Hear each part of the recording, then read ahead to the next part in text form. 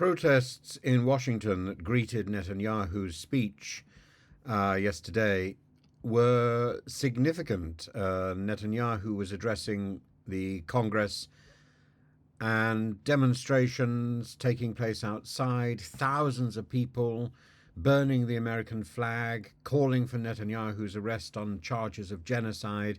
And this visit, his first abroad since the beginning of the conflict, was marked by a boycott from over 80 Democratic lawmakers, including the Vice President Kamala Harris, who is likely to be the Democratic nominee. Netanyahu's speech focused on the threat posed by Iran's axis of terror, aiming to solidify support for Israel amid the ongoing war with Hamas.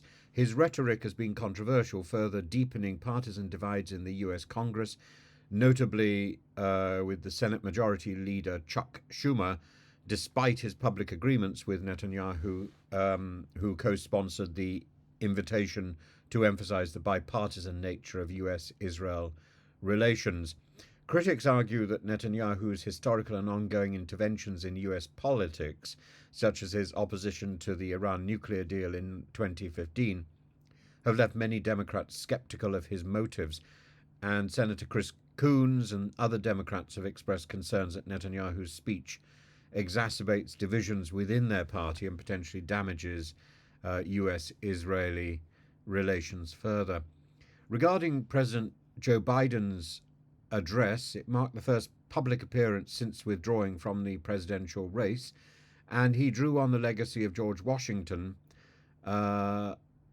basically to give a poignant farewell, emphasizing unity and the enduring principles of democracy as he exited the political stage. But he's not gone yet. It's a significant closing chapter, but the book isn't finished. And Netanyahu's visit in the middle of all this is perhaps a distraction. Look, you've got the people saying, seal the deal now, a demand for Netanyahu to sign the hostage deal and bring home the Israeli hostages currently being held in Gaza. But, where is the pressure to do that? It's certainly not coming from the United States, which is indulging him. And it's certainly not true that there is a universal Jewish lobby to support Israel. There isn't.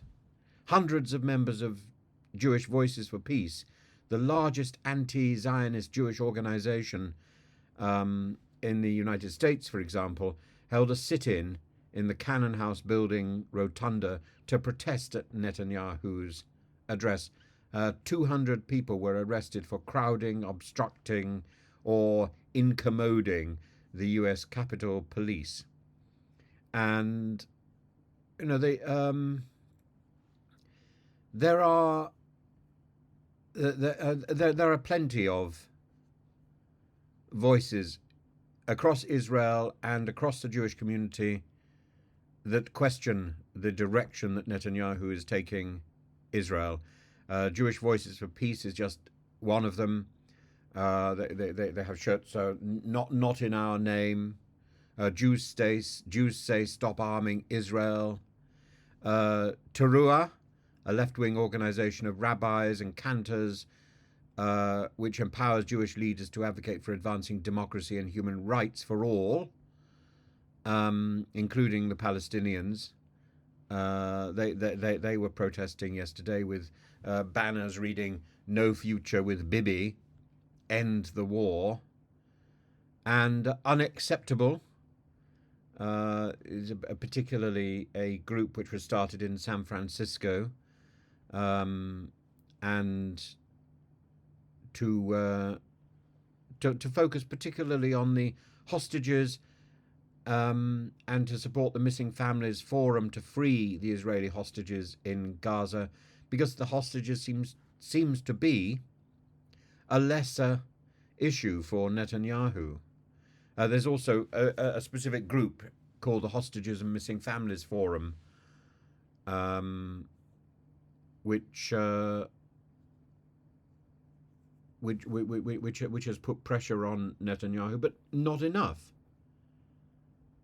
And you will see their yellow shirts seal the deal now. But and indeed, 6 of them I think were arrested yesterday, and they were arrested in the House galleries. But as I say, it's simply not enough. And Keir Starmer made an interesting point during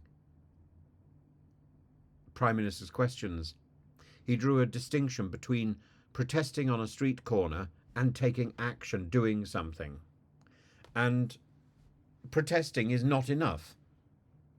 You actually need to take real action. Not action against the police, not action with your placard, but real action to engage in peace. Which is why calls for a ceasefire are in some ways just an extension of marching down the street, screaming slogans. A ceasefire is a slogan unless it is part of a structured path towards peace and towards a two-state solution. That is the only viable route on the table, but it's not being followed. And instead we are privy to so many slogan-shouting individuals as if that does anything. It doesn't do anything. The world has moved on from the 1960s. Slogans are not the way forward. They're very useful. They're very interesting. They're a very interesting prop. But that is all they are. The global politicians can move on without noticing these things. And gluing yourself to the road, it doesn't do anything.